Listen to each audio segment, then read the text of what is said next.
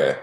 So if you systematize all this, so almost like an automatic email, if you have that as a smart plan, it gets sent out a month prior, and you would have like a resale, a first-time buyer, and then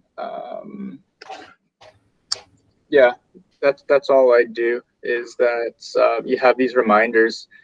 Mail forwarding is another one. Okay, thank you. Yeah, for sure. But like the things, oh, and a huge one is internet and cable. Yeah. Because like if you call TELUS right now, there'll probably be a 3-week waiting list, and if you don't call them a month in advance, they don't care. They'll just book you for 3 weeks, and you'll be 3 weeks without Netflix or internet in a pandemic. Yeah. Okay. Yeah, we got all that on time. It's just the hydro. I never thought of it, and neither did he. And he hasn't lost power for, I guess it's been more than a month. But yeah, and insurance is another big thing. Content insurance. Yeah, because you got the strata insurance, and then you have to insure your stuff. Yeah, and it's not only like your belongings; you're also insuring the walls, the flooring, if like any kind of leak or fire happens. Okay. And water damage happens so often now. Okay, thanks, Hiroshi. Yeah, so yeah, write those things down, put it in a system. Good question. Like hydro, they're more forgiving. Like you would have to not pay them for a couple months before they really shut down your electricity. Yeah, at least he didn't learn the hard way, right? He thought about it, and I was like, dude, I'm so sorry. It never crossed my mind what was brought up to me. So, it's not 100% your fault. like whole buyers, renters, they do have to take responsibility of knowing to start bills too, right? okay. So don't be so hard on yourself. But now you know. Yeah, at least it was with a friend too. Like, but yeah. Yeah. In our wiki site, there are next steps emails. If you've seen those for next steps on when you remove subjects, when you have an offer for both buyers and sellers, and so like a next steps for moving in is a good idea. So how's everyone's weeks? Did anybody take a listing and go on market last week? Yes, Nick, I want to talk to you. What'd you list? What was the activity like? I'm just trying to get my finger on the pulse of the market. I've taken the listing. It hasn't gone live yet. It'll be March. Sorry. Gotcha. But we did purchase. It's actually one of my investors. Mm-hmm. One of the big things is like this is in Chilliwack that he's predominantly doing his flips right now. So the one thing that he and I discussed was we were just getting beat out, but we were trying to cherry pick all these choices, right? Like we were trying to take the best project, and then I always want to walk it with him and go over it. So I'm going to have my opinion. I'm going to do my comparables, my opinion from experience, but he's the guy doing it, and he needs to be comfortable with the price he's offering, right? Mm-hmm. But I will say that almost like leads, it really comes down to quantity of offers. So sometimes it goes 200,000. This one only went about 100,000 over, and well, I know it sounds ridiculous, doesn't it? But it's all I'm saying is the consistency there. So if you have that client, it really did pay off in this case. Because it's been exhausting, it's like I'm exhausted. Yeah. There's 40 offers coming in, it's a roulette table. I don't know, but consistency, I think. Yeah, 100%. And I've gotten into the habit of asking how many showings there are in total. And I've noticed that it's about 1 in 10 every time. So if they say there's 80 showings, expect around 8 offers. In the last couple of weeks, it's dropped off. And, 2 weeks ago, for the first time, I got a touch base on a Tuesday that says, "Hey, our listing's still available. What's going on?" And I think they were expecting multiple offers. That was a townhouse up in Brick Mountain. Mm. Do you think it was overpriced or? I uh, the yard offered very little privacy. There's a lot of cons in the home. It looked a little bit rough. It looked like it was tenanted. Now it's vacant. So maybe people were just going for the best thing that week. And at the same time, we're still seeing multiple offers. I had a townhouse on Hawthorne in Poco, and that only got 2 offers. Mm.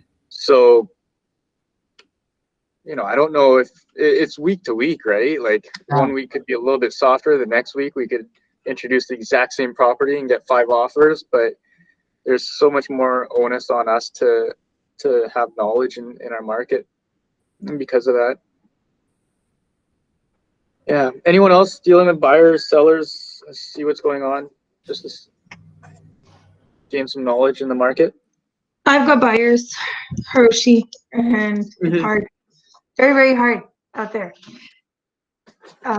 Slim pickings and huge lineups wherever we're going. Yeah, struggling. Yeah. I've also got some buyers and they putting in an offer tomorrow. Oh, sorry. Go ahead, Jane. Oh no, that's okay. What offer are you putting in? On a townhouse. Hopefully we'll get it. We'll see. Fingers crossed. Thank you.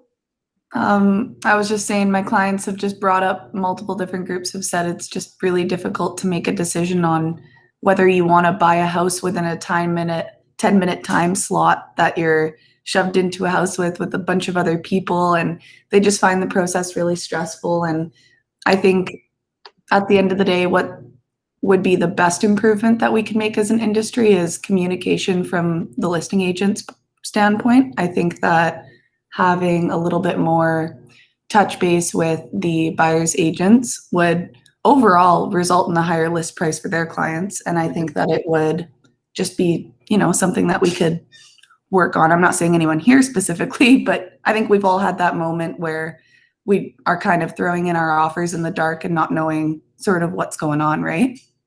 Yeah. I do like offers on Tuesday and Wednesday, so the buyers can have a chance to call the city on Monday, perhaps do an inspection.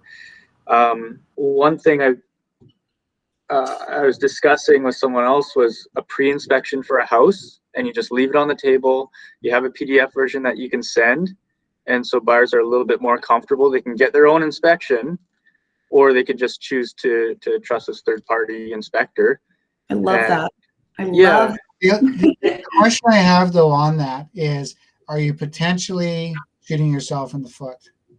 Like in the end, we're now giving, we not like we want to be predatory, but it is one of those things that, of course, the reason we're seeing over asking is because there's a bit of a question mark there, right?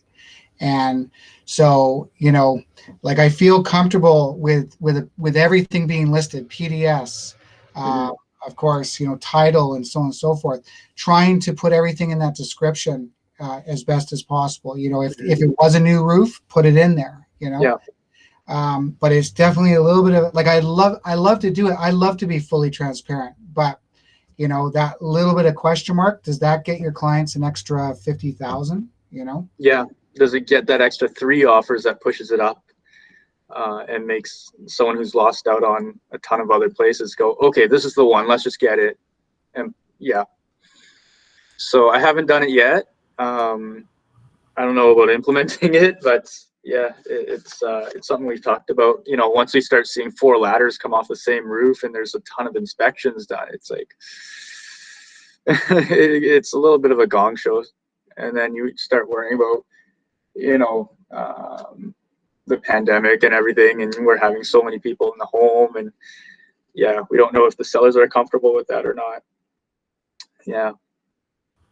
To touch on the communication thing, yeah, I've been working with a few buyers right now, and it took me like a week to get documents. Like I couldn't, like trying to message them repeatedly through Touchbase, only Touchbase, no number, no email.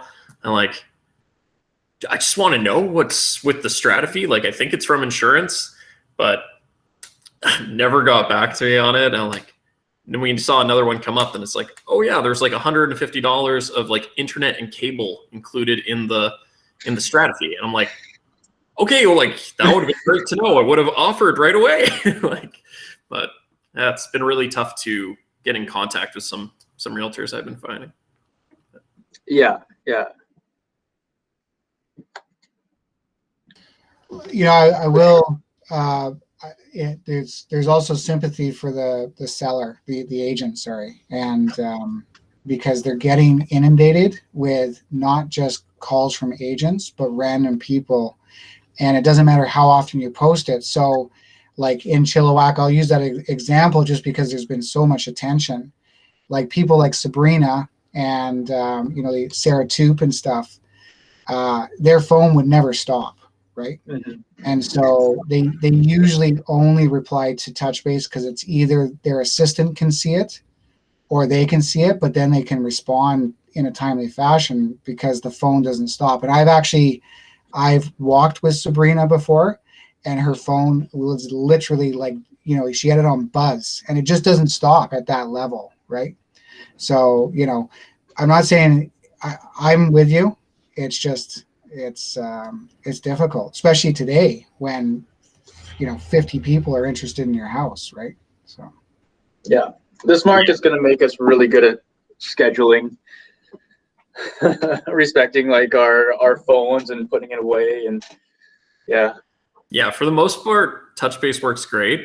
I think this was just one of those one occasions. You know, it was strange. We went to the showing and all the power was off in the unit.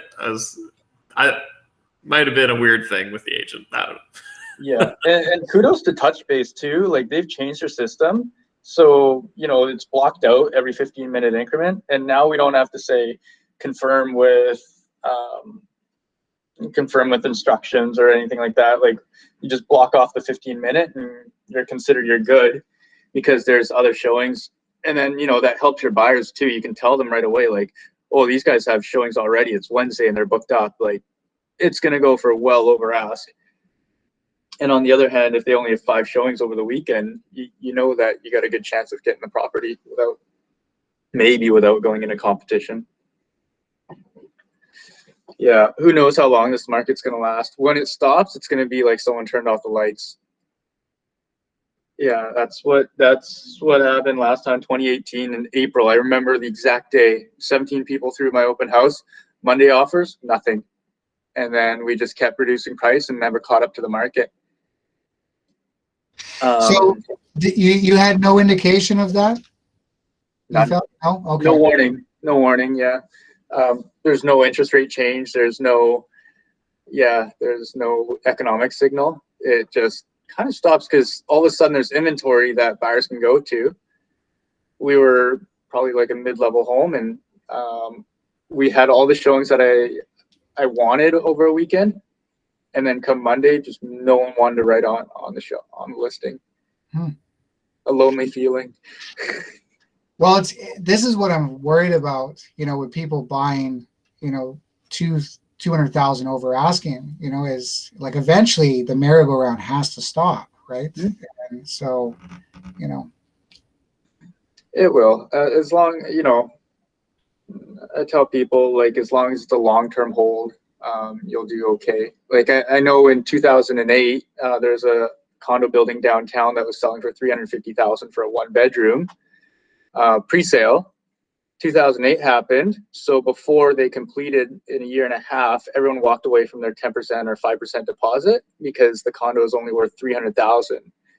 But come, you know, now we're 13 years later, like, how would you like to buy a condominium for $350,000 or $400,000 downtown? It's, you know, it doesn't really make a difference. Everyone's done well over the years. Yeah. But it comes down to, if you're ready, buy. But if, don't force yourself, especially into a price range that you're not comfortable with. Yeah. All right. So today we're doing for sale by owners. Anyone else have any questions or want to chime in on current market? I just have one request. Is I'm doing my first assignment of contract of purchase and sale for new development. I did go over it quite a bit, but if anyone has experience, I'd love to send this just to, or at least go over it. If anyone has experience doing assignments or has done them, essentially. Yeah, like when I do very little. I just did one like a month ago, and Jacqueline helped me out, and she helps out Trev with new builds. Jacqueline Delaire. Okay. So she can help you out, or our managing broker Pat Drummond. Like, she's very good as well. But yeah, it's usually not something that we deal with. But as the market goes up, if this continues for another 3 to 6 months, then we're going to see a lot of assignments, and people are going to make money hand over fist just for selling a piece of paper.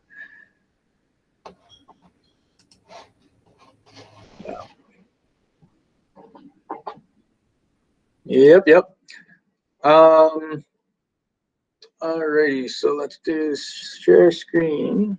What do I want to do? A window. This guy. Share. Can you see this? Does that work? Yep. Oops. Present. Does that look good? All right. Wonderful. Yeah, we have this. Has everyone reported their numbers? Almond's giving me hang on a sec finger. He's pulling up all the numbers. So you should have an email every Sunday that has it's like a Google, what's it called, like a poll, and it's really quick. It just asks you how many appointments you went on, how many hours of lead gen did you do, how many listings you get. Let us know if you're not getting those emails. But I'm not. Okay, Lynn's not. I'm not either. Yeah. I'm not And getting then- it. I haven't got it either. Yeah. Okay, I'll post it here, but it was posted at the call on Friday as well. But I'll repost it here. Like I mentioned on Monday, just bookmark that link as well. We'll try to update you guys every Sunday, but if you could bookmark it and just remember to report on Sunday night. Give me 1 second here.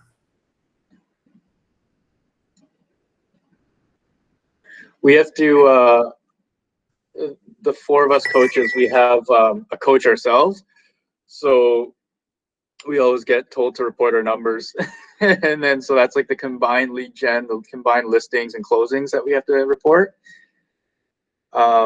So it helps us greatly. And obviously, when we're keeping track of our numbers, it's like keeping scores in a sporting event, in a hockey game or whatever.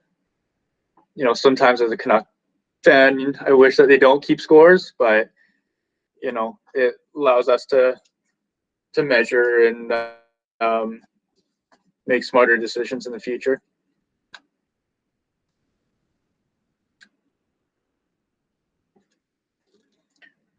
I guess we found a problem why we weren't getting the numbers reported. We got 1 back from Dylan. He was the only one. I'm gonna post it right now, so that's the link. If you guys can just quickly go in there and update your numbers for the week. But yeah, this really helps us for talking points on these presentations too, because we can see, you did 80 hours of lead gen, you had 10 ads to your database, and you went on 3 listing appointments. Like, awesome.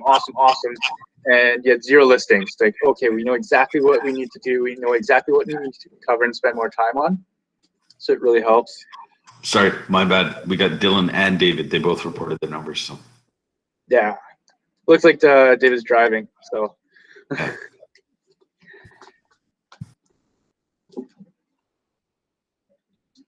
But thanks to you guys.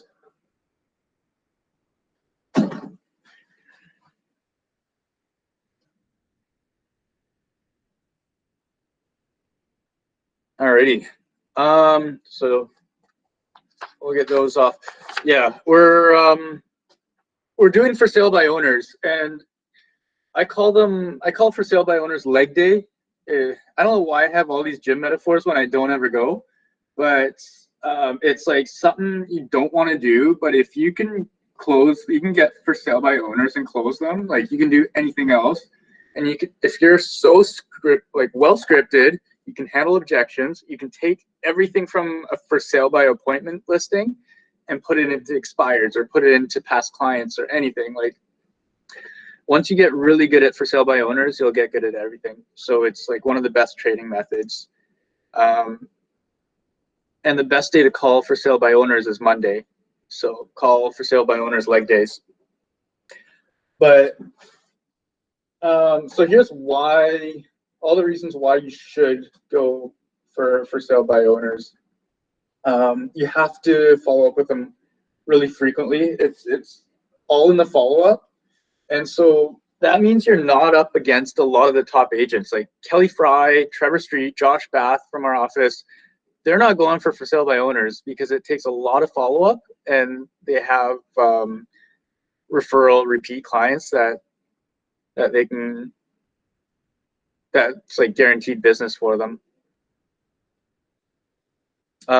If you're doing for sale by owners, you're very likely up against other agents who've been in the business for 2 years or less. Yeah, they want to sell at the right price, granted, maybe with the lowest commission. They usually list in 3 to 5 weeks, which we know from tracking for sale by owners. Sometimes it's more, but you just don't know. The deal is like you just got to be at the right place at the right time, right? Like if you're driving if you're driving towards a listing appointment and all of a sudden you see a sign that says for sale by owner, like you don't know if that sign's been there for a year, you don't know if it's been there for a day. However, Cody Gibson always says the great thing about realtors' automobile is that they have a brake that stops right in front of a for sale by owner sign.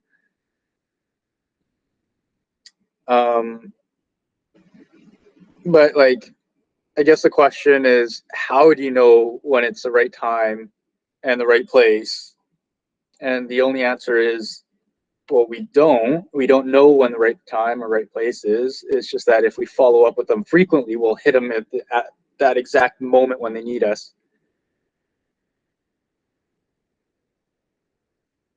And number 5 is you can practice all of your objection handlers. So let's say you go to a for sale by owner and they're way off on price. They're asking double what it's worth, the market value. Use that appointment to handle every single objection. Like, don't even think about it. You don't have to close them, but they're going to start saying, oh, you know, I want to wait. I want to see if I can find something, and use that opportunity to practice your objection handlers. Now, call it scripting, and your ROI will, your best ROI on scripting is handling objection handlers. Any questions?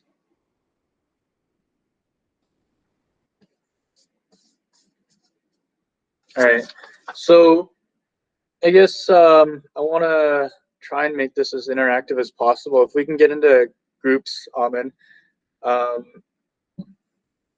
maybe we'll discuss why FSBOs become FSBOs.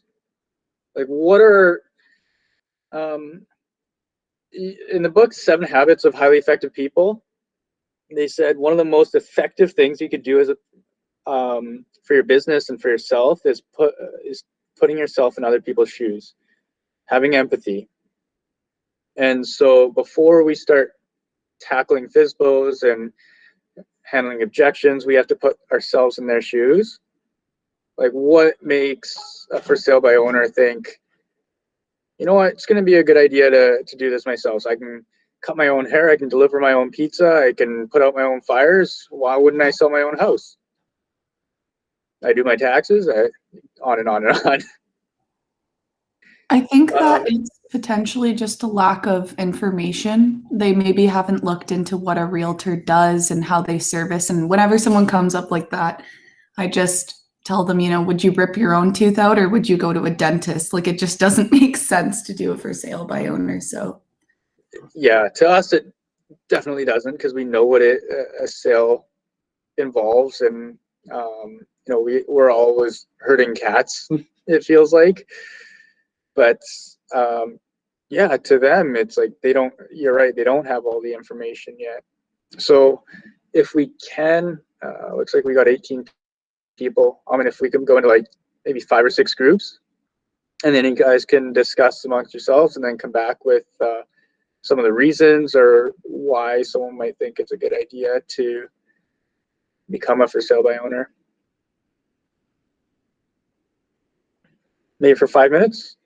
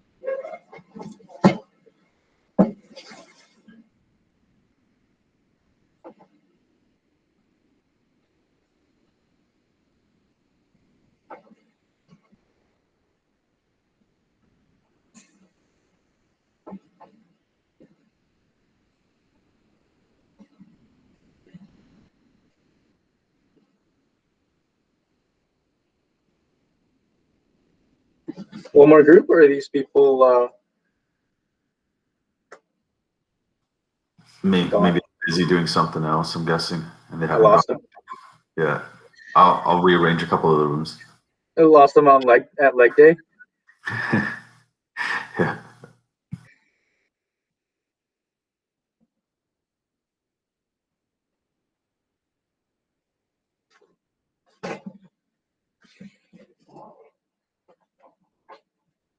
Oh man, I'm powering through these slides really quickly. I was just telling Amin earlier, I was like, oh, I got to fill 2 hours with for sale by owners. I think a lot of it should be role playing and scripting, like the objection handling and the that FSBO script is like, if you can dial that and just own that script, like you said, you can own any conversation in real estate, and yeah, getting them comfortable with this is the difference, and then get them on the phones, man. Like, don't like just have them go through Craigslist the last month or two, and then like make a call, like have them make a call and then come back to the call and say how did it go, and they're all going to call like probably the same people. That's okay. Like, it's the line was busy. Yeah. Well, if they're, we'll say like look back further, like go scroll down the list a little ways instead of going.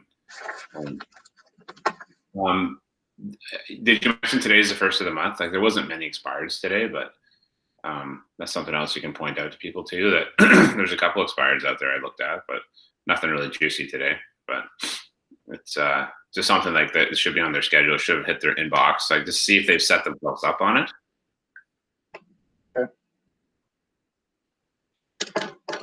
Your Cody Gibson line, I just cracked up. I'm like, it's like, did you know that all modern automobiles are equipped with brakes actually stop in front of for sale by owners or something like that? You're like, I can't remember how you put it. I was like, it was just like right over.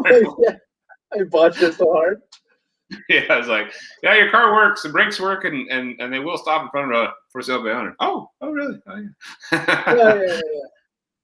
Okay. Yeah. Great work. Yeah. Good enough. The point's made. Just the punchline was like missed.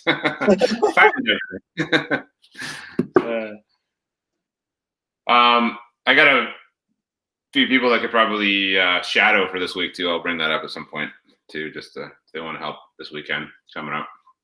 Shadow? Yeah, we have new listings coming out, so if they want to be a part of them, they can shadow on Saturday, Sunday, Friday, Thursday. Sounds good. Yeah. You're right on that Russell response, eh? It's like 7:08. It's like 7:09. Good. Like, oh, geez. Not that it matters. It's fine. Oh, really? Yeah, I didn't see. You just happen to see it. Yeah, it's all good.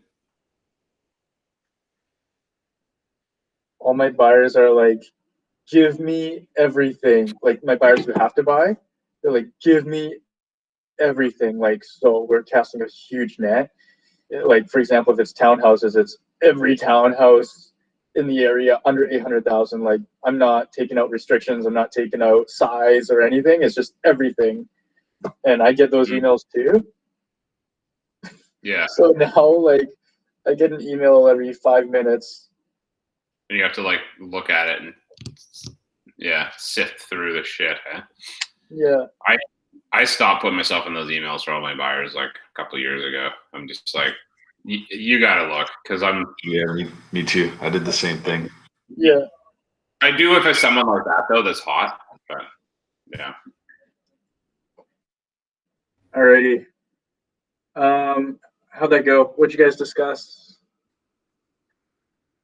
Not all at once. My group, we just talked about how there's like a misconception of what realtors do. And so I feel like some people will take on selling their own home because they're not really sure what all realtors do, but there's a lot that goes on behind the scenes. And we do a lot of research. And so they might think it's, they can do it themselves. And it's just a simple process, but it's not. So. Yeah, we know what to expect. We talk to realtors daily. We see all the inventory, ins and outs. Mm-hmm. For sure. Jane, what'd your group talk about? We just talked about a situation that Lynn had with a 1% realtor and how they were refusing to pay her a full commission, and how when she showed up they didn't have the house cleaned, and just how I think it's probably just people trying to save money, and that's probably it. People don't know what we do. They don't value it sometimes when they don't know, so it's pretty much the money at the end of the day is what we talked about. Mm-hmm. Yeah, the commission objection. Mm-hmm. For sure. I picked on you because your thing's off, your camera's off. Oh, yeah. Anyone else? One more group.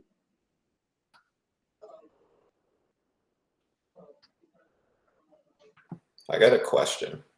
Mm-hmm. Because I've never noticed a for sale by owner until the last 2 weeks. Because I moved to Maple Ridge, I noticed one on Dewdney. It was like a commercial lot with graffiti all over the sign. But when people sell their own place, is there like a website that they put it on type thing that we could track them? For sure. Yeah, the most common is Craigslist.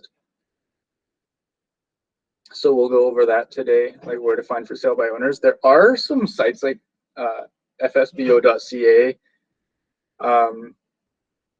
There's one called the Property Guys, I think, but they don't get updated. So I've called them before and they're like, oh yeah, I listed that 5 years ago.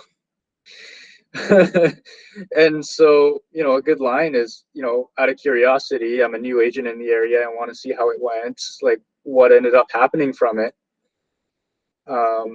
Why did you choose to go that route? And did you end up selling? And they'll open up. They'll say, oh, yeah, we went with an agent and then they sold it. And then you can ask them how long it took for them to give up. Because 9 out of 10 for sale by owners do just give up and go to an agent. That's the assumption, is that they're going to try it now. They want to sell, but if it doesn't work and they can't save on the commission, then they're going to list with an agent. Again, it's who and when. You just got to be there at the right time. Anyone else? Were you guys just quiet during the discussion? I'll just add. Sorry, go ahead, Nicholas. Go ahead.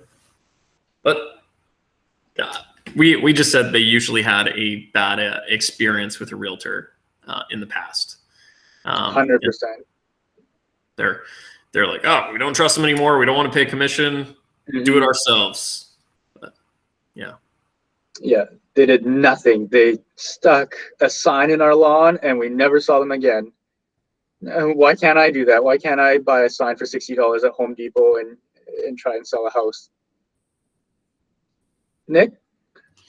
Well, and you know, on that note too, I've sold a couple of places in my life, and our first realtor never followed up. Never, you know, on the closing, we never received, you know, a gift, or not that it's about gifts, but it's, you know, there was nothing. He essentially did disappear into the night.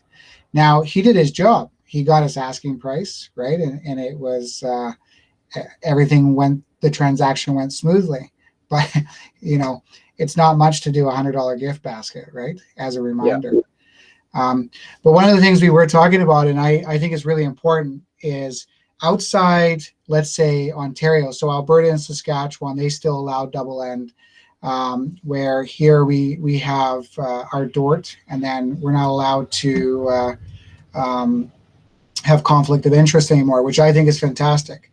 That's the type of transparency we really need, you know. But we are also insured as realtors, you know. So this transaction is actually a big deal. Unfortunately, too many people now have been sold, you know, like it's easy to get a mortgage, easy to buy a place, but like this should be simple and everyone should get a house or a condo or whatever, right? And I think that's the thing with this industry, is that once you see it from even people who are experienced, like I've lived a life, I've experienced buying and selling houses, but looking from it from the inside out, it is amazing that there isn't less chaos, you know, and you realize we're the custodians. That's how I look at it now. We're the custodians of a market, and so, you know, us, we stand here to actually, you know, we almost add warranty to keep the house prices at what they are, right, and stability to transactions, like Lynn was saying with that 1%. That person, they have no choice but to move as fast to the next transaction as possible, because their business model only sees, you know, a small window of time they can spend with each transaction, right? Yeah. And what a horrible experience to have like this disgusting house left for the buyer, blah blah blah, right? Like it's, anyways. I like that word, custodian. I wrote it down. So anytime you sell with a professional, you're going to get more, right? Like if you have a used watch and you sell it on Craigslist, you might get a couple $100, but if a professional sells it and polishes it up and puts it in a store, what are they going to get? Yeah. Awesome. Hopefully that helped. Let's go to and a little bit of a sidebar as far as closing gifts. Like I've succeeded really well at closing gifts, and then I failed for a few years, like miserably. And then now I have a solid system where it takes me very little time, and my clients are really happy with the gifts, and it's fed me referrals because of it. You know, when I was knocking it out of the park, I would really personalize the gifts, and I'd walk around the mall for half an hour and try to find them the perfect gift and something that's going to sit in, you know, on their mantle, and everyone's going to talk about it, and then they're going to bring me up, and that was awesome. And then I was just kind of like, you know what? I did a lot of work for these guys, and it took a lot of stress out of me. I don't know if I want to. Yeah, and they probably won't sell for another 10 years, so I won't bother with a gift. And that's when I really failed. And perhaps that became a habit. And then now I just do gift baskets, and I have a really good gift basket lady who I can message, and I can say, oh, they're expecting a little girl, put some of that in there, and once they have a little girl, they love wine. So give them a nice bottle of wine and everything. And then she wraps it up. I tell her what day they're closing, and then I deliver it before I give them the keys. And that's worked out really well as a system. It takes me less than 5 minutes to send that email.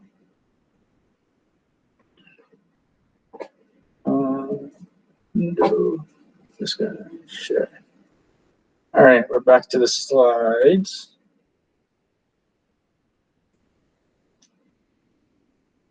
So the most common objections you're going to get, you'll see are really common with like any expired script, any expired appointment, or almost any listing appointment too.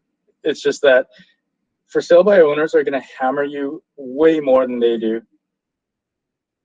Agents charge too much. They do no work. There's a commission of $25,000. They just post a sign in the yard and they don't do anything. Like when you start doing calls for sale by owner, that, yeah, 100%. A lawyer will draft my paperwork. We get that. And I always think it's a detriment to realtors when agents compare themselves to lawyers. Like I've stopped it. Glenn McQueenie shed a lot of light on it a couple of years ago when he came around to do a seminar. But, you know, ask yourself, how does a lawyer get paid? How do they charge, I should say? They charge based on time, right? You know, you have a lawyer on the phone for 15 minutes. Their time's worth $800 an hour. There's $200. They charge based on time. Agents, we charge based on a result. If we don't get them that result, we don't get paid. That's it. And we're on the opposite side of the spectrum as far as what it costs for what you get, right? A lawyer might prolong a process just so they can get paid more.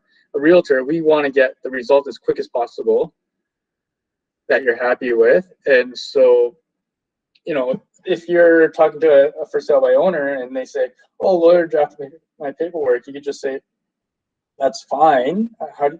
How often do you plan on talking to the lawyer, and how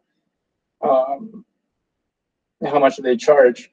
Well, a realtor, until you get your result, it's really free.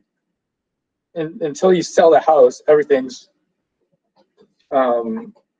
you don't pay anything up front. All the marketing costs are on the realtor, all the staging costs of photography, whatever you do, strata documents. My friend, cousin, family will list their home. Well, why aren't you listed with them now? It seems like there's a trust issue.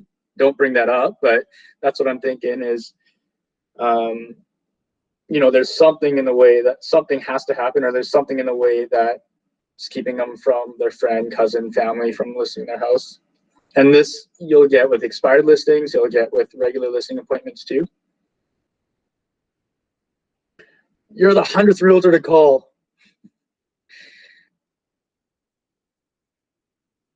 And the best objection handler is, oh, well, that must be really frustrating. Do you want me to make him stop? Do you want me to show you how I can make him stop?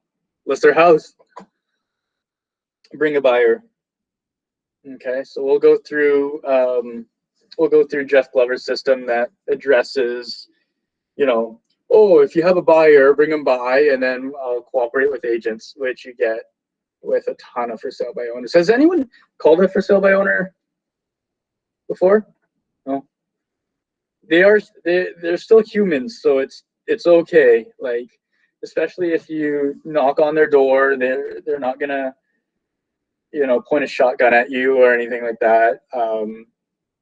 As far as ratio for like people yelling, it is higher. So this is a little bit tougher. You know, you're the 100th realtor to call. Only bring me a buyer, and click. And it's like, well, okay, you got to move on. And you know, the best remedy for that is to have a lot of leads to call. I do want to bring up Trish Crowley, who was in our coaching program last year. She finished last year. She completely designed her business or she built her business with for sale by owners. So when we did this class last time, we had her on, we interviewed her. And so in 3 months, we'll bring her back again. And her story is quite amazing. Like, she really got the ball rolling when she took her first for sale by owner, sold it really quickly for more than they were asking. And then she would go to another for sale by owner, tell them the story. And then she'd say, yeah, call my client, tell them what happened, ask them what happened. And then she grew her entire business from for sale by owners. And now they're starting to call her, which is really cool. So, you guys heard of Jeff Glover? If you're at family reunion, he does some of the best sales scripts. No way. Was everyone at family reunion? Yeah. So when you go next year, it's in Florida, and we can actually go, as long as we all get our doses of vaccinations and everything, and maybe a gun license. But if you're taking any courses, go to Jeff Glover's class. We can all use training in sales, and as much as we want to be level-headed, be less salesy these days, like, he is a naturally born salesperson, and his scripts are right on. So I stole this script and system from Jeff Glover. So he says, call it a Monday. He says, always call for sale by owners on Mondays. So start your week with for sale by owners, mainly because you've done open houses. Well, in a normal market, you've done showings, you've done open houses, you've seen a lot of the inventory over the weekend. They may have gotten showings over the weekend, and now they're thinking their emotions are either high or low, and then it's going to be stagnant during the week, and they're going to start getting more calls. But on Mondays, it's your opportunity to catch them during either that high phase or that low phase. So it starts with, actually, does anyone want to script with me?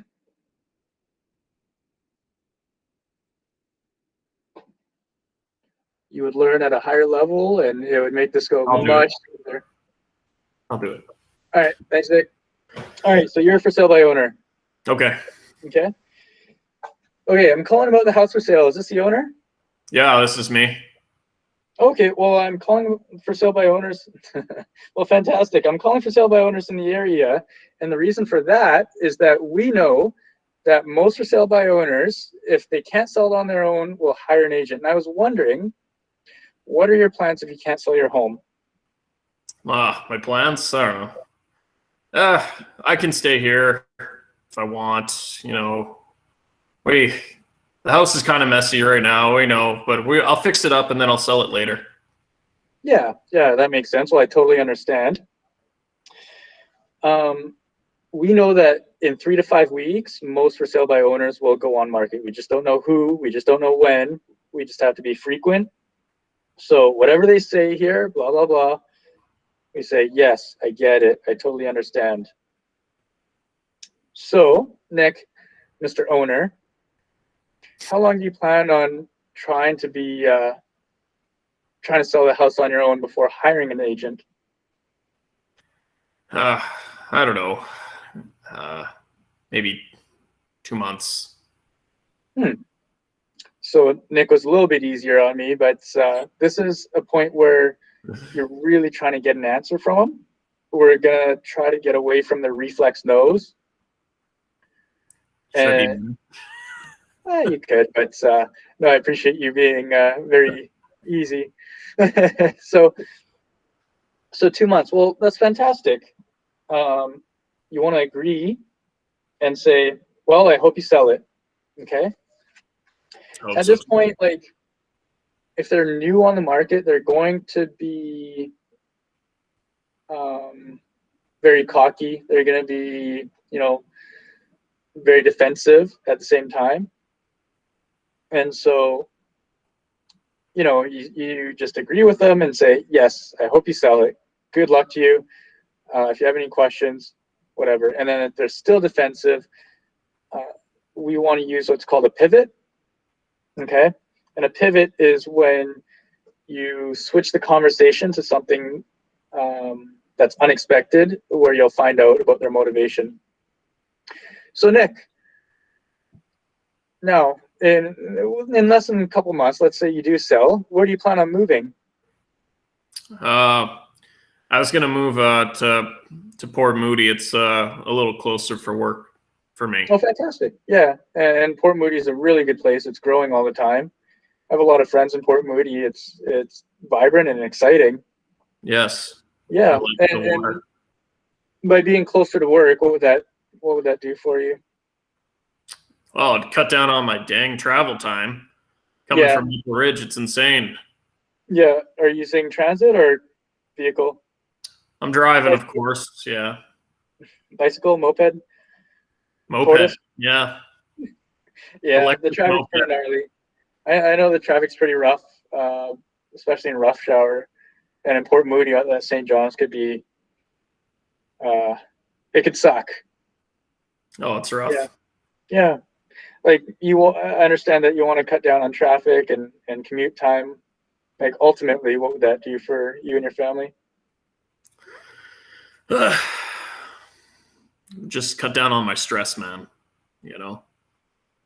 Are you stressed Kids, out? life, it's hard. It's tough. Mhm. It's been really tough on our relationship. Is it? Okay. Well, let me ask you. So that was the pivot. That's the motivation, is that he wants to go to Port Moody and have less stress and have a better relationship. So, if there's any way I can help, I do want to help you get to Port Moody. Let me ask you, Nick, why did you decide to sell it on your own? I don't think realtors really do much, and I can put a sign up on my yard, and I'm gonna get all the buyers that you got, looking at my property. So why not sell it myself? Yeah, and have you had a experience with a realtor before? Sounds like you have. Oh yeah, Joe Blow, big time realtor. Yeah, didn't even talk to the guy. Talked to his assistant maybe once.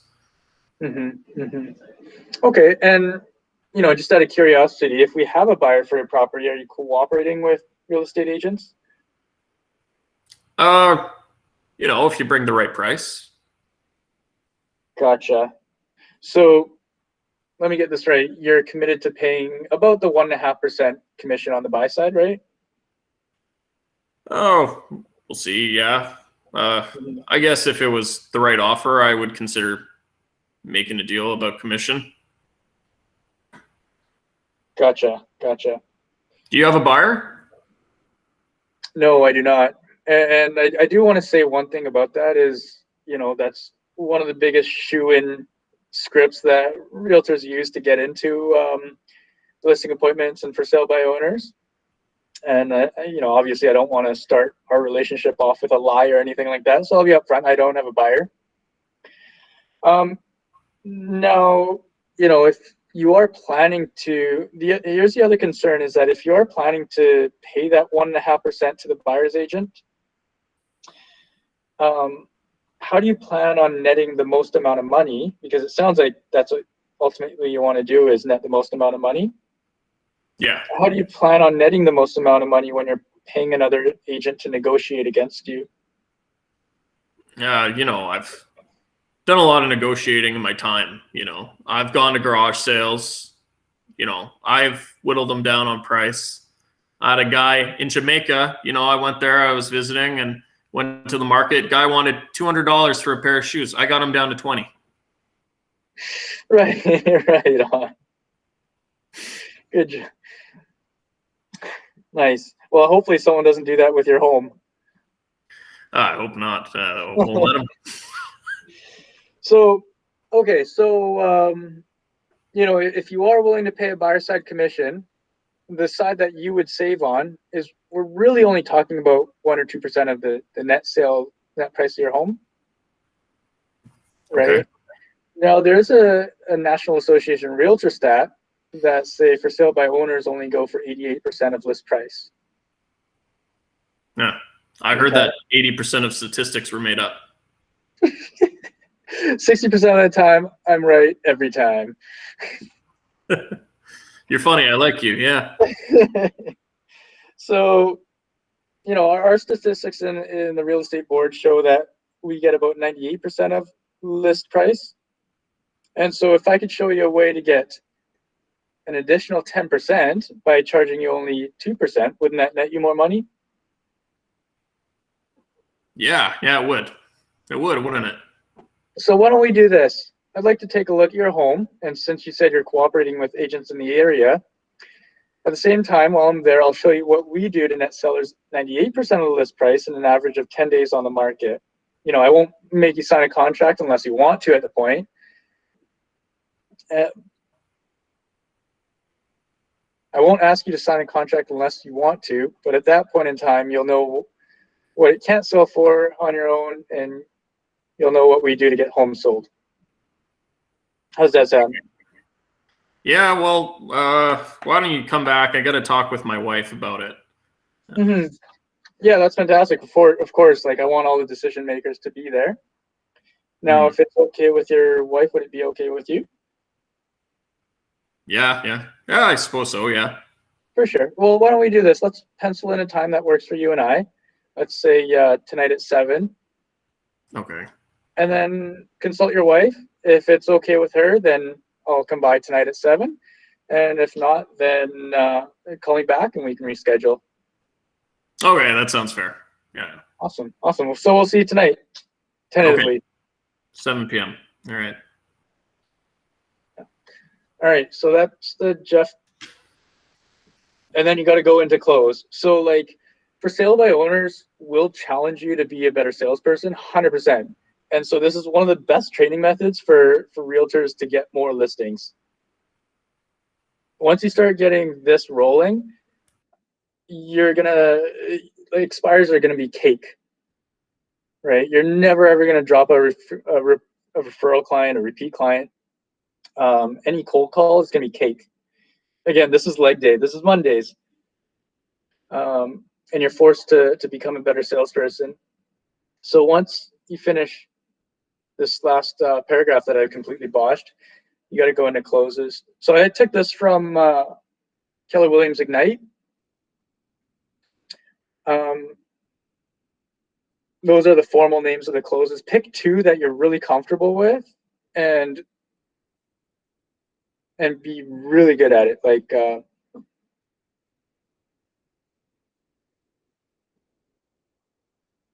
hard close. Let's meet. Soft close. I really enjoyed visiting you, or I really enjoyed communicating with you or talking with you. When would you like to get together and discuss this further?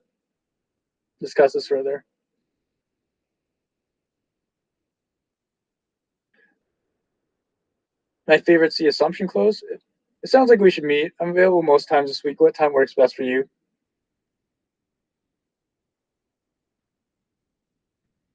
Yeah. Negative positive close. This is very good. But if there's any kind of language barriers, don't use it. It's just confusing as heck. Negative positive is, would you be offended if I asked if we could meet to go over this? You're like tricking him into a yes. Alternative close is what works better for you, Saturdays or Sundays, weekdays or weeknights.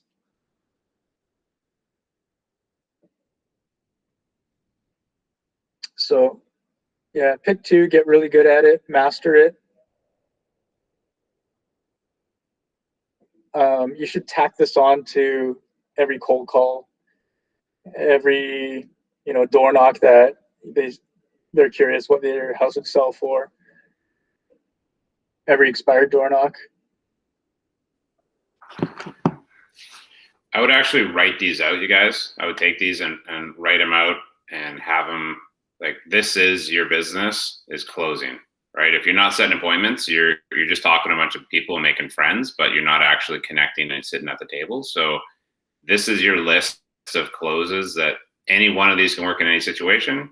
I would strongly suggest that you own this page and write it out until you just know every word on this page. And they're only a few sentences, but they are so crucial. And this is the difference when people like go out and have a conversation at a door and they're like, what do I say next? Well, it's one of these lines, right? And it also really saves you time because you can talk for another 10 minutes about wishy-washy stuff, or you can just ask the question, right? And then it's like, okay, how do I get out of this conversation and get on to the next, and then go knock another door and then get over there and say this again. So own this language here. If you guys have a screenshot of it or it's in the slide deck, you can get it.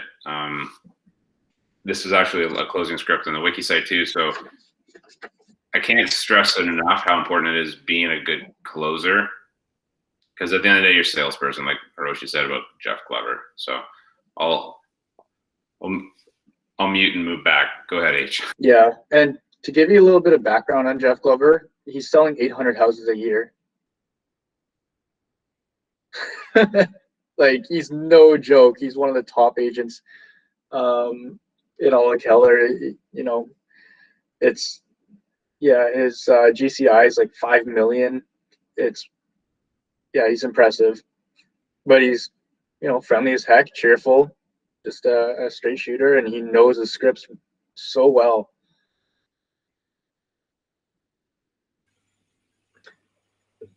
All right, give me some. Actually, sorry, Hiroshi, I was going to say, I actually like that one line on there that you had asked the question. It was, how long do you plan on trying to sell it yourself before you'll work with a realtor?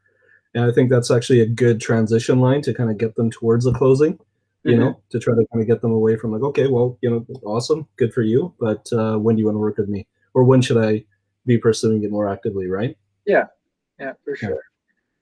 Yeah, and if you watch any of Jeff's classes, like, he's big on agreeing prior to handling any objection. So he's like, awesome, I understand that. That's great. Well, I hope you do sell it yourself.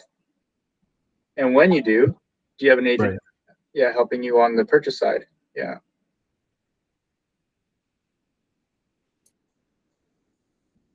Yeah. Give me a thumbs up if you're finished with the slide. You've taken a picture, you've written down a couple of them that you like. Can we get a copy of the slide after, or is it going to be posted on the wiki site? Just this one page? Yeah, I'll post it. I'll post it on the wiki site. Let me write that down.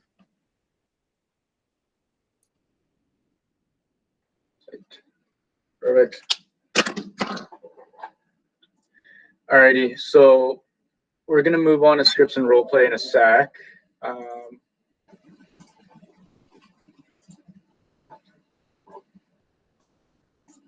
think I can do this. Let me know if this works or not.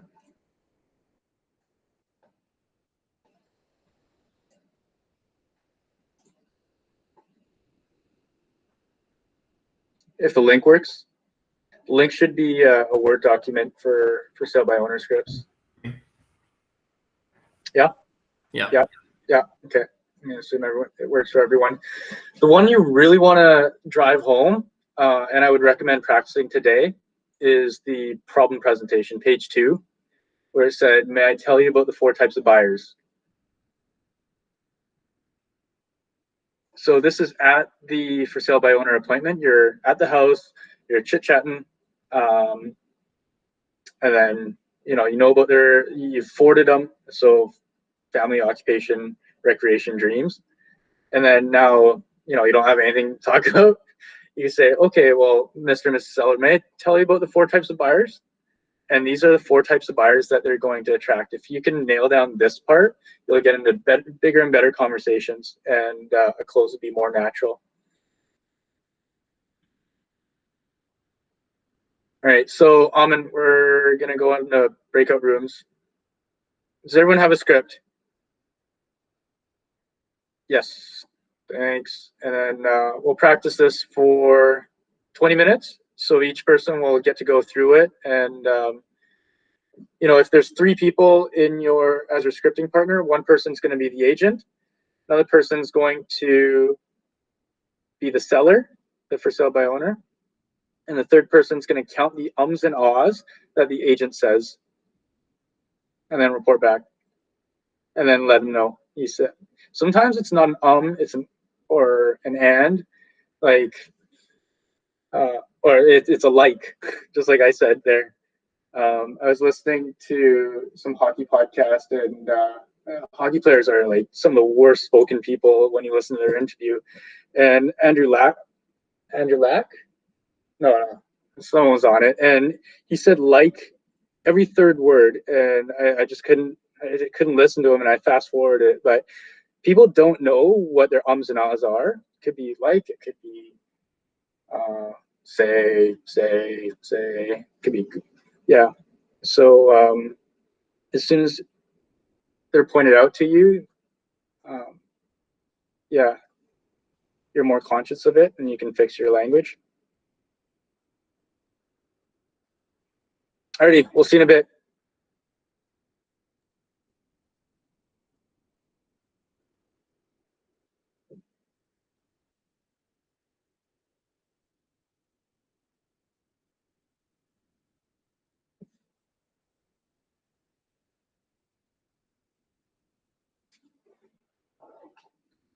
I'm gonna post that slide on the wiki site.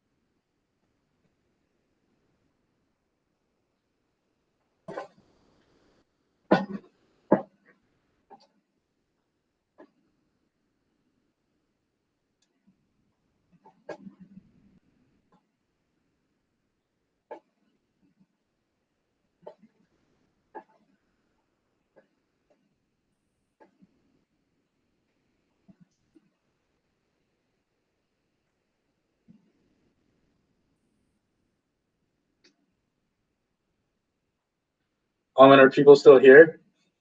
Or did I lose all of them?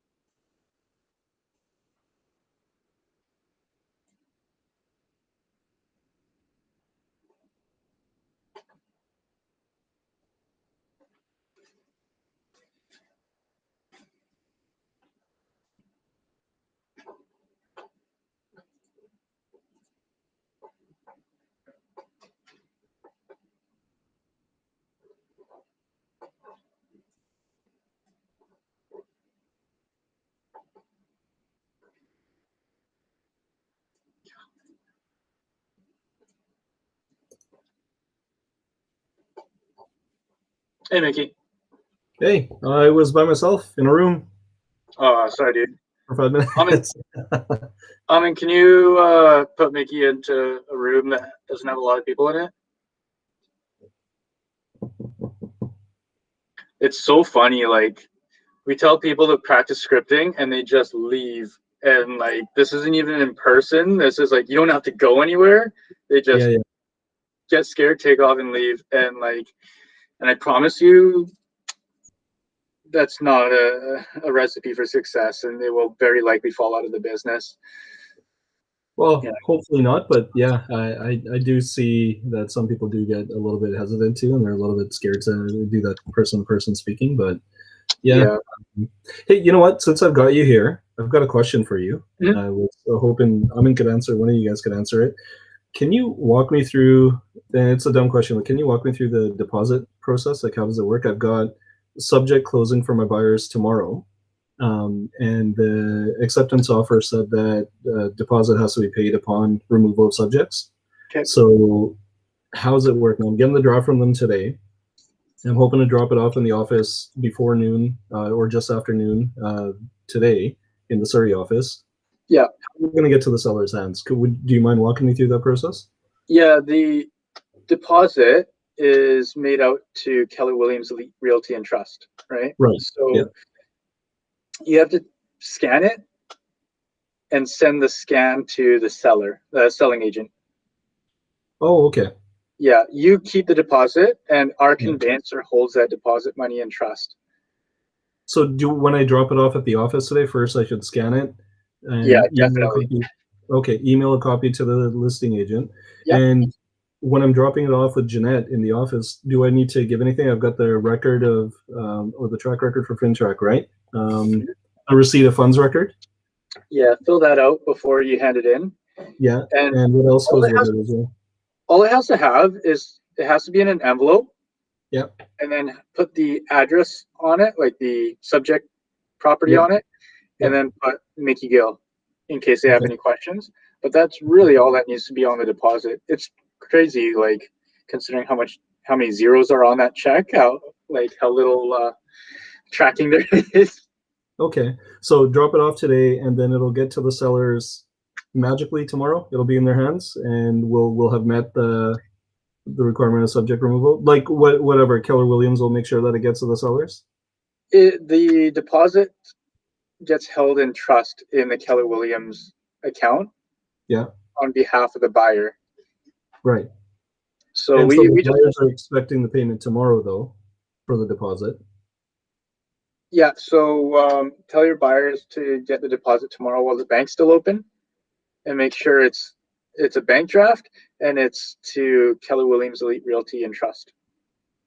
Sorry, I'm confusing myself here. The buyers are giving me the draft today, right? I'm the buyer's agent. Yeah, they're giving me the draft today. I'm dropping it off for Keller at Jeanette's office here on Highway 10 152. And the sellers are expecting the money tomorrow upon subject removal for the deposit. On the contract of purchase and sale, how is it written that the deposits, who gets a deposit? Keller Williams and Trust. It's made out to Keller Williams and Trust. Yeah, but it's like payable to the sellers upon subject removal. Did you write it like that? Yeah, it says to Keller Williams and Trust, and then usually it says within 24 hours of subject removal, but the sellers cross it off and said upon subject removal. Right. The sellers don't get the deposit. Okay. Yeah, it gets held in our trust account. Gotcha. Okay. Unless it's otherwise noted to say the deposit will be given to the sellers, which is a whole different can of worms. And it doesn't say that. Yeah. Yeah, it's not recommended until.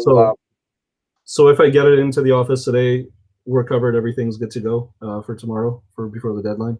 Yep. Okay. And the other one for the removal of subject to clause and appointment of conveyancer, I get my buyers to initial each item on here that we've got all the subjects are removed. No. No, just sign the bottom. Just just transfer verbatim. Yeah. The subject clauses that were on there onto this subject removal form. And then have your buyer sign it, date it. Yeah. And then who do I send that off to?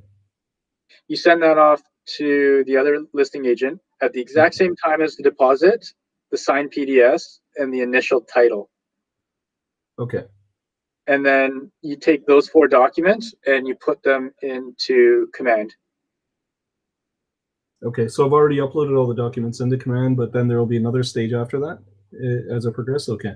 Closing, yeah. Okay. So on the right-hand side on Command, there's like 3 lines, right? There's consulting, there's like an offer stage, and then there's a closing stage. Okay. So in there's going to be a checklist of 4 documents. Yeah, I'm just going on to it right now. Thanks. I appreciate you taking the time to do this. Yeah, this will all be second nature once you do a couple deals. I'm sure. Yeah. Yeah, but for sure the first time is a little confusing. Yeah, because I've got that form ready to go. The removal of subject to clause, that's ready. And you said the initial and the title and the PDS as well? Sign PDS and sign initial title. Like the title, why I don't know, but it has to be initialed on every single page. So if it's like a 4-page title search, then each page has to be initialed by your buyer. Okay. Which drives me nuts because it came back to me once.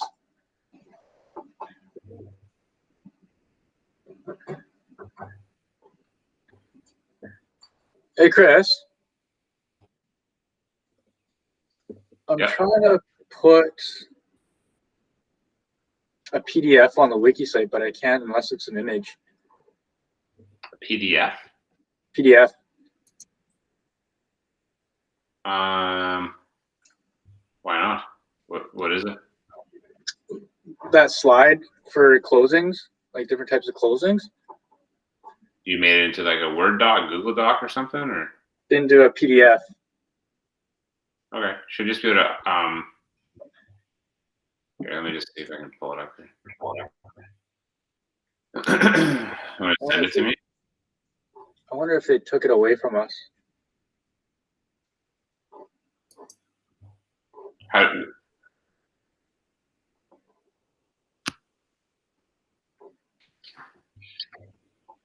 Just email it to me, bro. I'll stick it in there. Where do you want to put it? I was thinking scripts. Yeah, sure. Well, there's just just stick it into the save it as a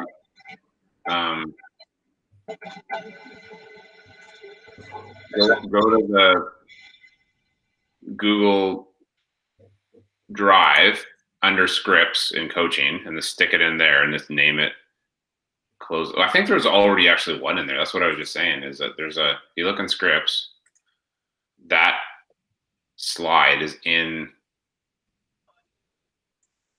under closes, or very close to it, I should say. Closing for appointment.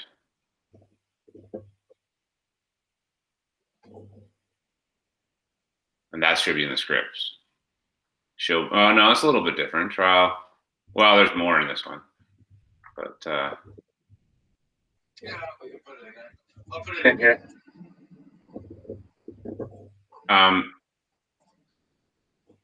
So you got it as a PDF. Yeah. I just put it in. Would you stick it in there under closings? Under scripts. All scripts.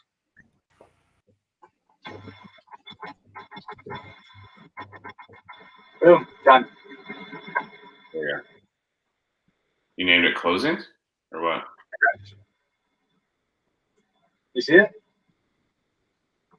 It definitely something there. Yeah, got it. Perfect. Yeah, easy. Sweet. Right on.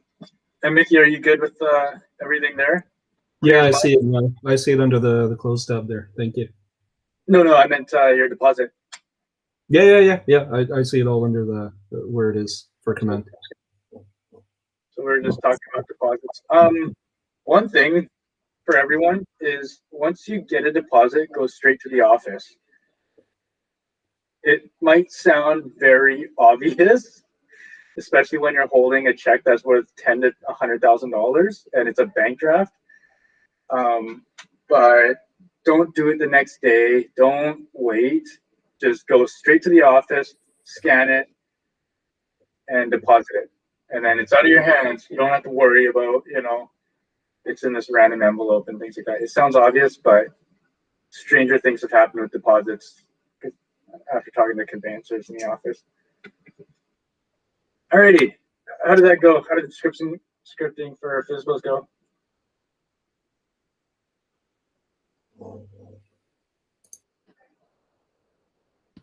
It went Just well. when you guys chime in. It went well. Hiroshi, I had a question though. So, because I just dropped off a deposit yesterday and I scanned it. How do you know when the deposit gets picked up? You don't. You don't? You just put it in the box and then say goodbye to it? I had a thing once. I got a deposit. I scanned it. And then I put the deposit in the box, and then I was like, oh, I'm just gonna do everything later. Turns out that I didn't scan it. I forgot to press the scan button, and so and the next morning I'm trying to send all the documents and everything. I took and then so I called the office and I'm like, oh, hey, I dropped off a deposit and I forgot to scan it. And I sleep in the morning, so it's probably 1:00 p.m. by the time I called them. and then they're like, "Oh, it's gone." I'm like, and I couldn't get it back. The other agent kept calling me to get a copy of the deposit. I'm like, "It's gone. It's deposited, but it's gone, and it's already in our account. It's already in our trust fund, or not trust fund, in our trust." There's two calls you don't want to get. One is from the office saying you left the check on the photocopier scanner. The other is when you put a check in the box with no name or address or anything on the box, and they're like, and this is the all pages that come out and go, hey, there's a $40,000 deposit check that went out. Do you know what property is this for? And then you're like, oh yeah, that's me. I'm awesome. So those are probably the worst scenarios, but just to go through, because Shannon asked, and I'll talk to everybody about it real quick, just to remind you. So you get your deposit, don't pass go, don't click 200, you go directly to office, you write it into an envelope, you write the buyer's names, and you write the address of the property it's for. You then go to, in the Maple Ridge office, there's a gray box. In the Poco office, there's a gray box, and it's right next to the mailboxes, right next to Naomi and Michaela's office. Okay, so you stick that into there, making sure that you've already taken the photocopy of it, and you send that over to the buyer's agent. You also submit that in your command. So you have a scanned photocopy of that in there. Okay, so those are the 3 sort of steps to do it. Photocopy, scan, address, name of buyers in the envelope into that gray box, or you hand it directly to them if they're in their office. Where in command do you submit it? Because I put it onto the document section, but I don't know if there's a specific section to put the deposits in. Yeah, documents, right? That's where it goes. It's like, you know, you have your signed title, so when you have your checklist of deal checklist is just one of those things that goes in underneath that. Okay. Yeah, I'm just looking at it right now, Shannon. It is under documents, and I asked Hiroshi the same thing. And there's 3 tabs. There's a consultation under contract, and then there's a closed tab underneath that one. So when you go to close, it's like 5 things that you got to put on there. Okay, thank you. Yeah, first couple of deals, like what is slipping my mind? What's her name? We'll go over everything with you. Michaela. No, don't call Michaela. Don't call Michaela. I don't know who you're talking about. The other coach, R1. Oh, Carol. Carol will go through the process of every deal. That's what she's there for. Don't call Michaela. She will hate us forever. Yeah, that was bad. Lock rates. Yeah, she's busy enough taking care of 300 agents' paychecks. Well, already. Well, I've got a minute between individually harassing the people that aren't on this call.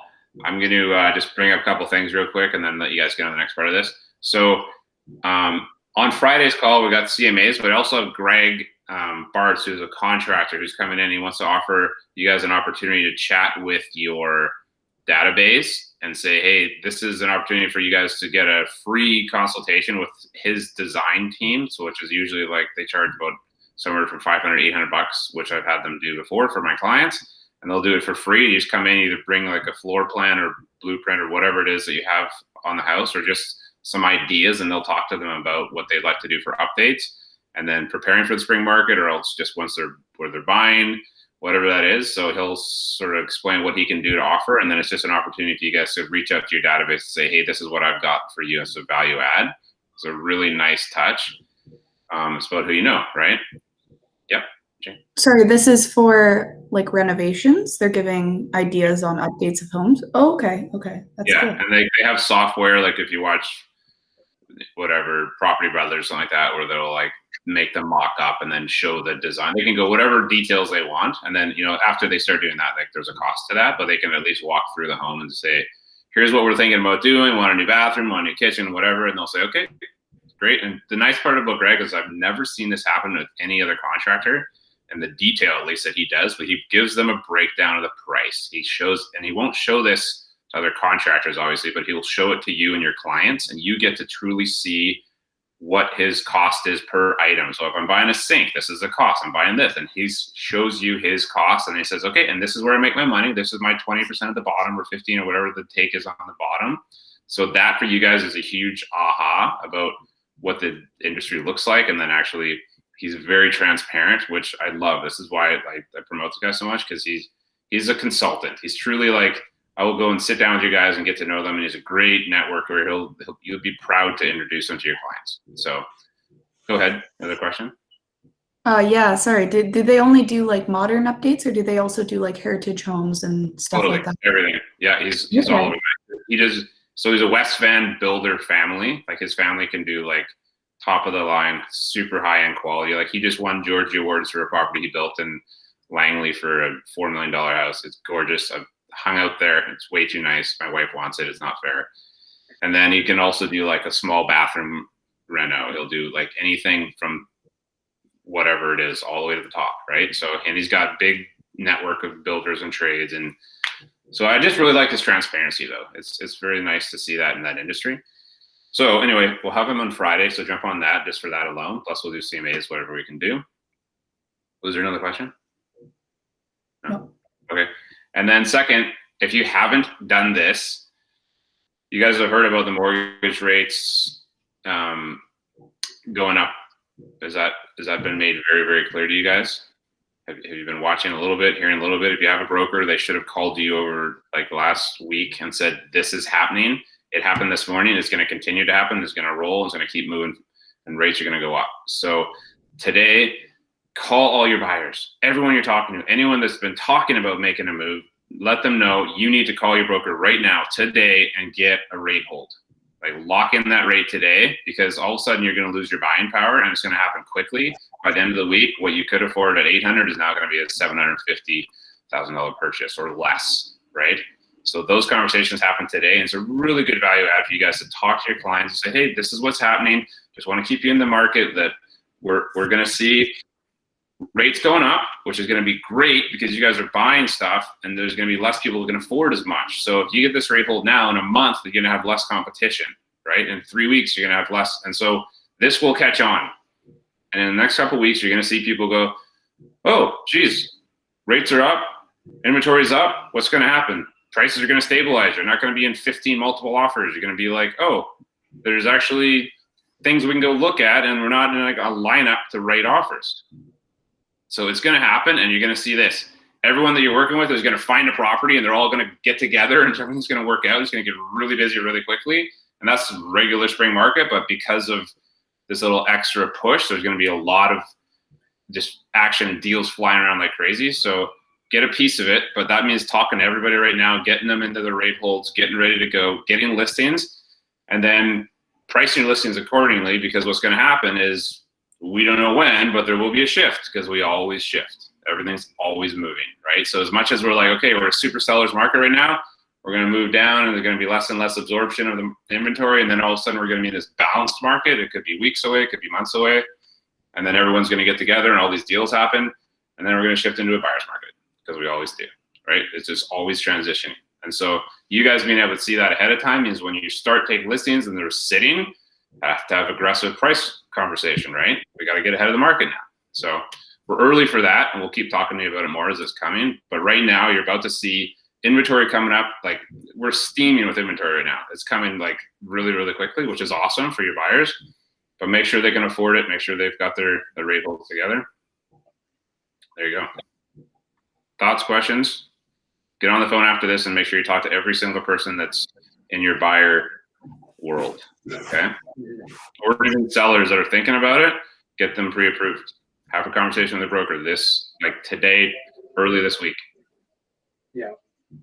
Might be a good idea to have a value add as your call for sale by owners. Let them know that it's coming on it, that it's on its way. For sure. Yeah. So here's the easiest way to find for sale by owners is just on Craigslist. It sounds nuts to sell something. You know, I sell my lamp and my used dining chairs on Craigslist, but you know, some people think it's a good idea to sell a $1.2 million house on Craigslist, surprisingly. But here it is. So housing, you go to, you can all see this? Yeah. Okay, thanks. Real estate for sale. Or is it real estate for sale? Is it housing? Oh, they changed this again. I think it's real estate for sale. So you can either here. So Vancouver goes to Tri-Cities, housing, and then you go real estate by owner. So if you're posting a listing by broker, you have to post here. This is supposed to be by owner only. Like, for example, this winner right here, with the diagonal photo is $76,000. That's probably not in our area. You can look in map view. This is a rental because it's $2,300. I don't think they're selling something for that much.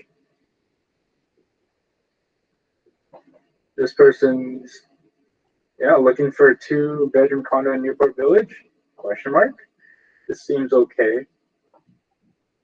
Again, there's no shortcut to prospecting these. You just have to click through them. So it says this condo has sold for sale by owner. So it's gone.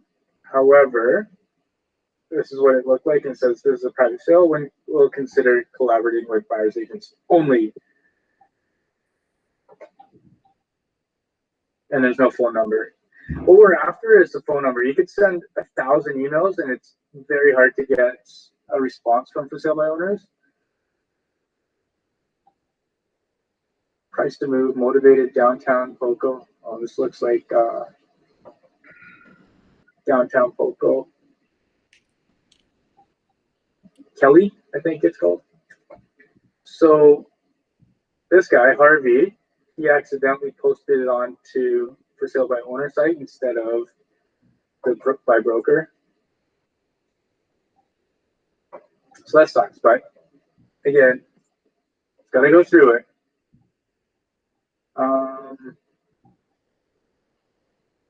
This is a rental. Coquitlam house for sale, 1,400 square feet, 1.1 million. It looks like a half duplex. It's on Alderson, renovated. This is decent. However, they don't have a phone number.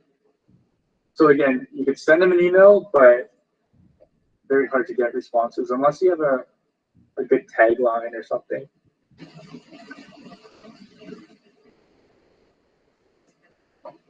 Brand new assignment. Falcon Drive.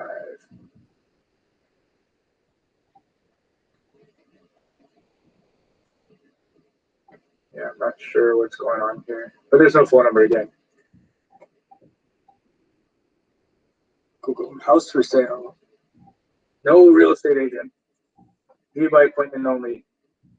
So if you drive by this home near James Park Elementary and Terry Fox,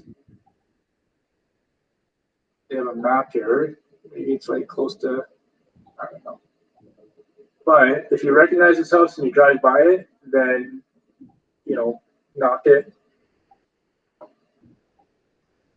We'll keep going. 1 bedroom. For sale by owner. Not at all interested in real estate agents selling on our behalf. Please do not contact us, but we don't have a phone number either. Like I said, as far as competition goes, there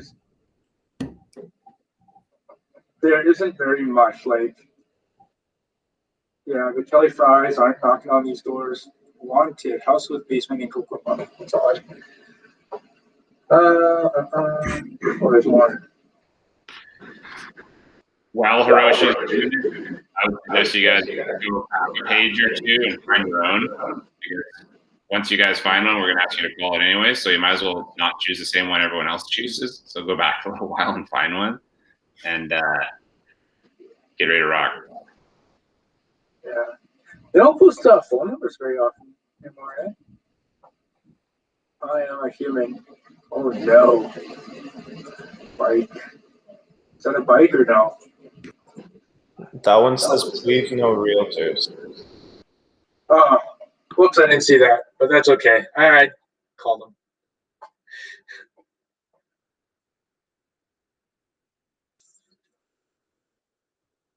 Yeah, West End home.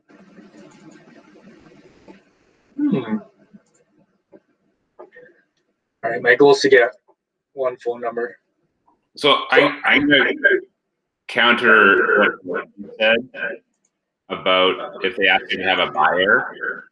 You can say, yes, we have a buyer. Right? Because your brokerage we represent definitely has a buyer. Right? We probably have one right now for any of these properties we're looking at. So it's okay to say yes to that question. And you can ask them if they are offering buyer's agent's fee agreement. So you're going to go in there if you brought a buyer, and would they offer you a commission? Most people say yes.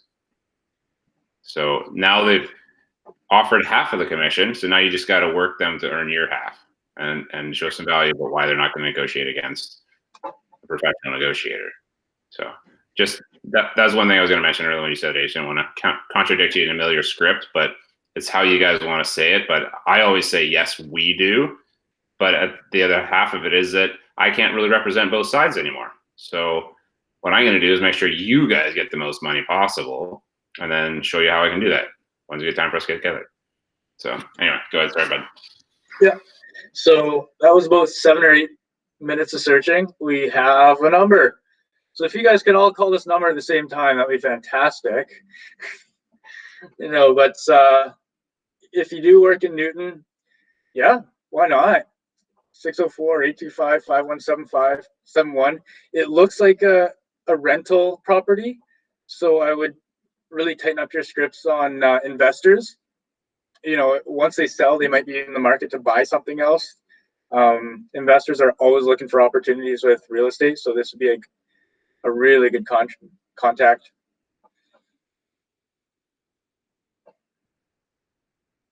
Cool. That's how easy it was. It was a little bit in the beginning. It didn't really make sense, but Nikki, I see you eyeing this listing. Just write this down: 604-825-5171, and give her.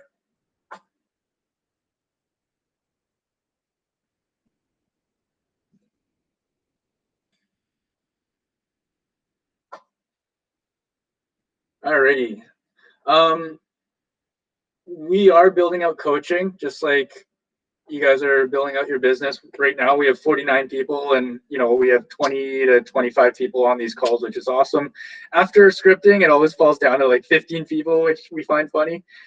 But we do want to put it out there to see if you know anybody in the first year of business who could benefit from hands-on coaching, mentoring, these weekly calls, and prospecting.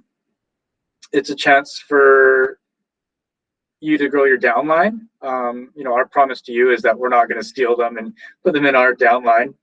Who doesn't know what a downline is in Keller Williams? Awesome. I think, what did we profit share in January? 20 grand or so. So, the real estate brokerages and offices make, like, they're there to make profit. However, Keller Williams, their business model is to split their profit with the people who help the office grow. So if you bring other agents in and you help the owners grow the brokerage, then you're going to get a chunk of their profit to the tune of about $3,000 to $4,000 a year per agent. And you're also helping the other agent grow their business. So it's a win-win-win. Any questions? All right. Last week we did our commission objection for, will you cut your commission? Do you remember that? For those of you on the calls last week, these are two people who do that on the highest level. Who's on the family reunion calls? Did you watch the script off? I think it was on the end of the Thursday. If it's on, you watched it? Yeah. Like, how cool is it? It was really good. They were like, all the agents that did the script off were so quick, and their answers were amazing. I was blown away. Yeah. And these aren't canned questions that they were doing. They were like they were tough. They were like real life questions. The winning question, like, Cody Gibson was the guy who won, and what they asked him was, "Hey, Cody, I know you're a realtor and everything, but come on, like, we partied together back in university and in our 20s. Like, when it comes to real estate, I want someone who's going to handle things seriously, because this is the most expensive thing I own." And he handled it like a pro. If you have a chance to see that video, the script off, like, they are so good. It's unbelievable. And they went international, so they took the top agents from every office, and they did like a NCAA type bracket, and Cody Gibson ended up winning it. And yeah, I get like chills just thinking about like how well he handled all the scripts. So this is the online version. This is the canned opener, or the canned objection of, will you drop your commission? I'll make it full screen here. Good. Do you see it? Yes. So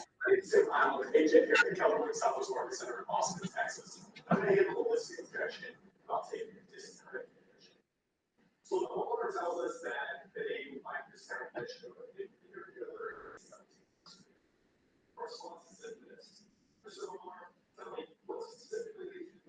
agent who's willing to take a discounted fee just to secure your listing.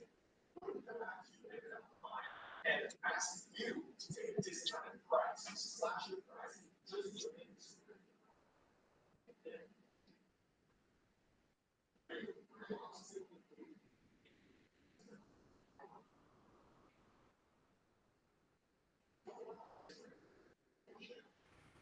Hey, Hiroshi, I'm not getting any sound at all.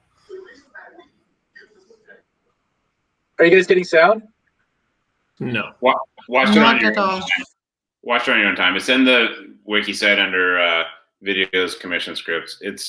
There's two really good ones there. You can watch Tim Heil and then Cody. They're both top notch. There it is. It's in the link.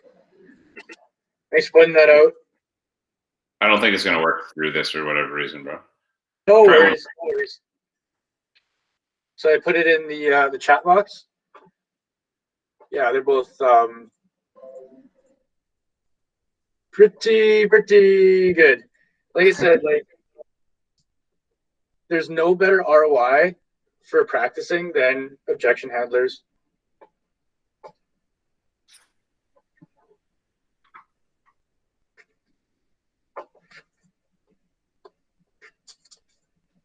Alrighty.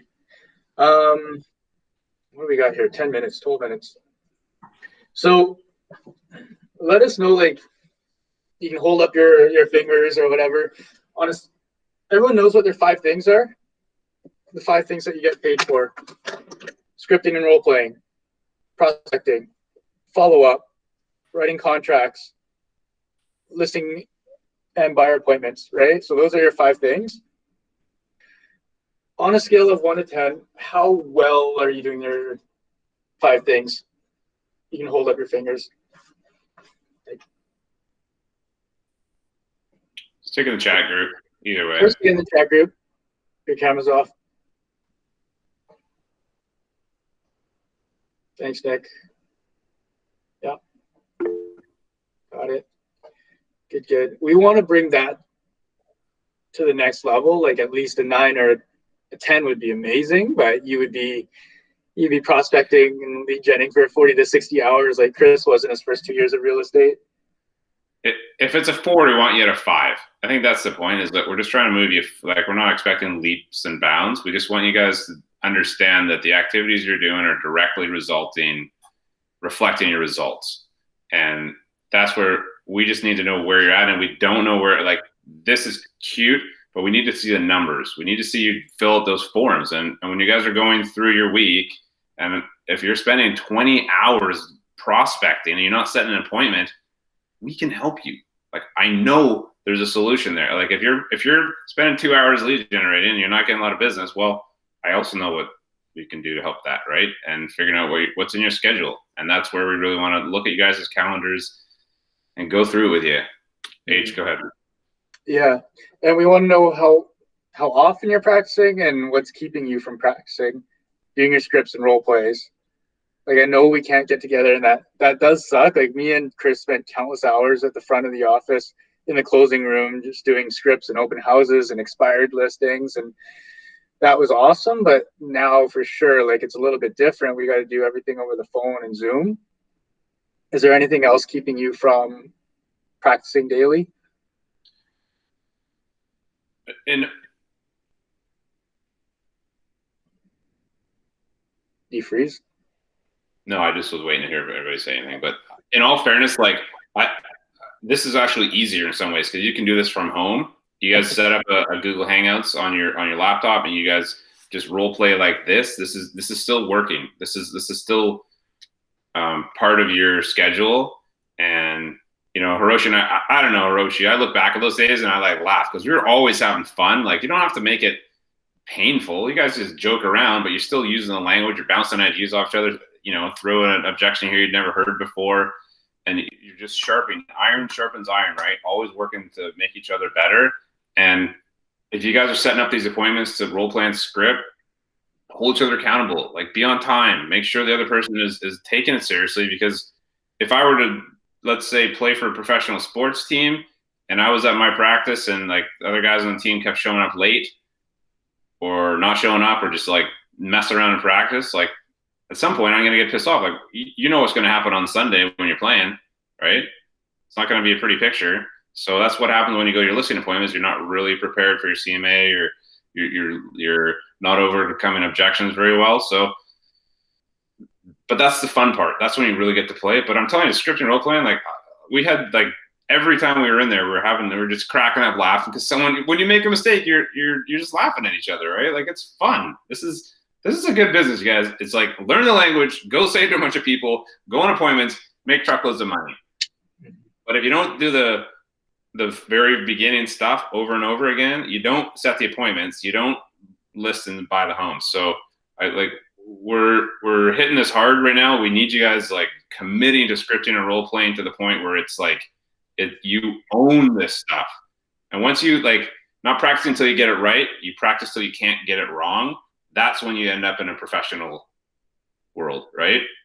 If you're only getting it right here and there, you're still leaving room to chance. You're still shooting from the hip and hoping things work out when you go to your appointment, right? You're not a sniper yet. You're not going to be guaranteed 80, 90% closing, right? And that comes like in any part of this business. And there's no easy track. You just got to do it consistently day in, day out until you get each part of this business, like buyer consultations, listing presentations, price negotiations, CMA. Like, there's certain things that we're showing you guys how to do it. Get in your schedule.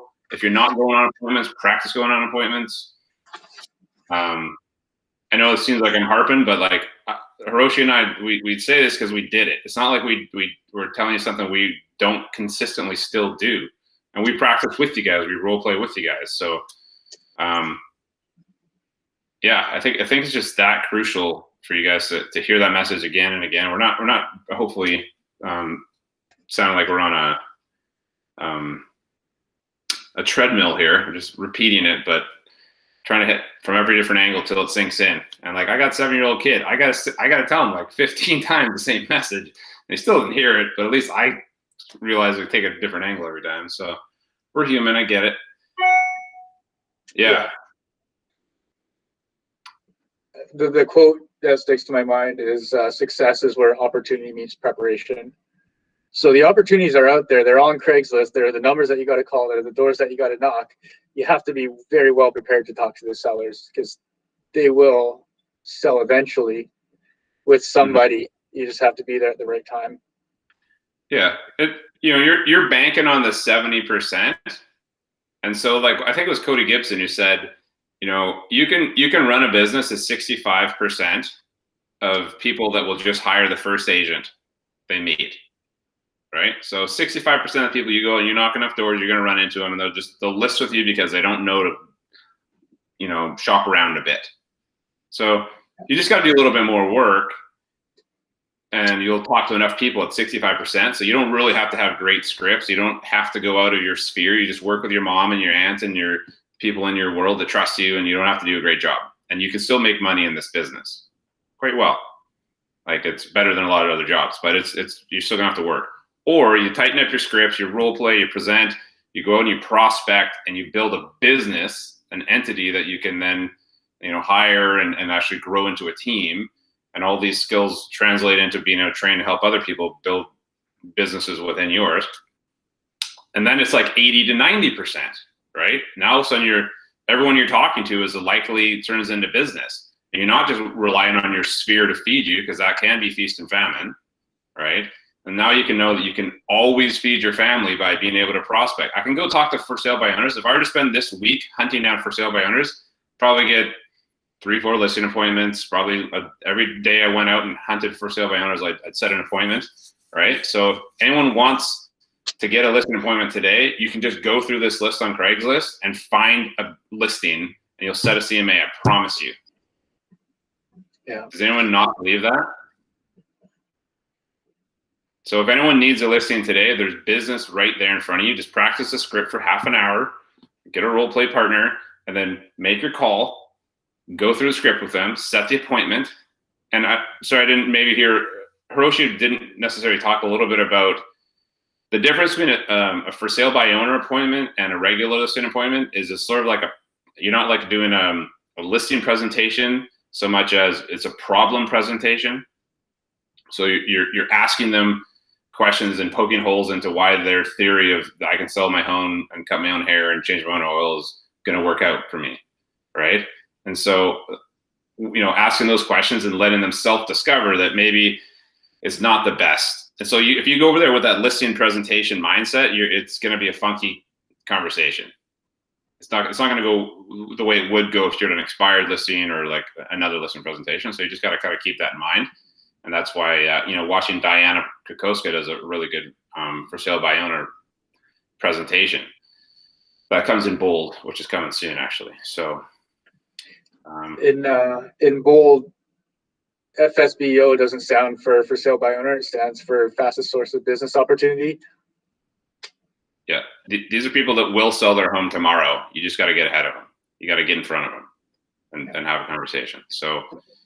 And it used to be a lot more like Roche is saying, I could go through here and like the first page probably had like 5 or 6 numbers, right? But right now I'm like, I was just looking through quickly and like, I only found a couple numbers, but like everything, like there's less expireds. Today's the 1st of the month. Like, did anyone get emailed expireds to their inbox this morning? Did you see them? Are you on an auto notification for yourself for expireds?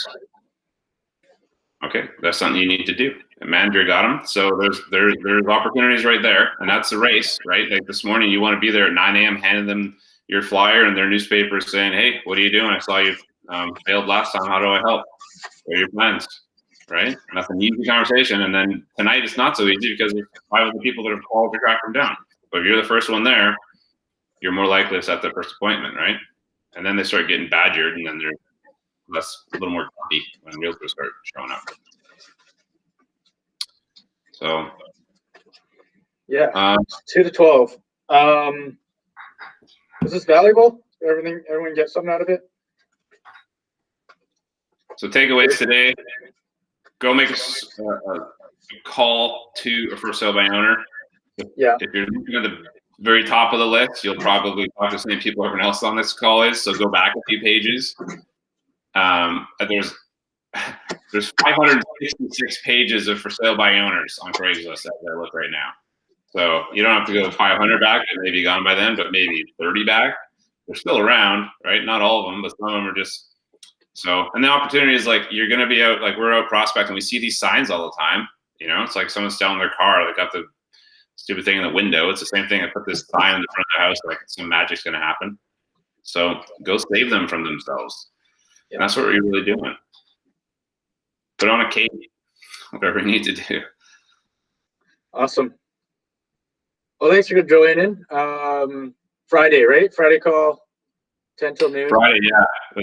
We'll get Greg on. He's excited. He wants to share some stuff with you guys on how to. I've never met a contractor or anyone in another business that's in the trades that does such a good job of networking. So he's the kind of guy you want to be able to introduce to your clients. He'll follow up, right? He's that kind of guy. For sure. Account. Awesome. Have a good week, everyone. Yeah, go get them. Go write some offers. Yeah. If you have any quick questions, just hang back and we'll be happy to help. Good luck. Yeah. Thanks, everyone.